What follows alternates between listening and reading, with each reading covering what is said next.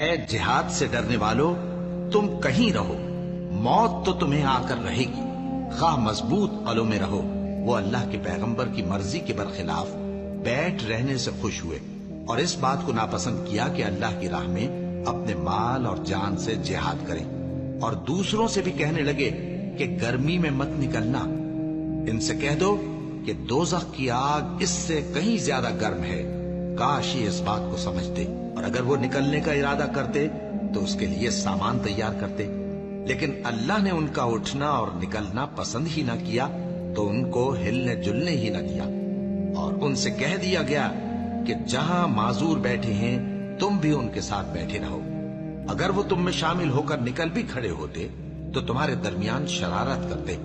اور تم میں فساد ڈلوانے کی غرض سے دوڑے دوڑے پھرتے، اور تم میں ان کے جاسوس بھی ہیں، اور اللہ ظالموں کو خوب جانتا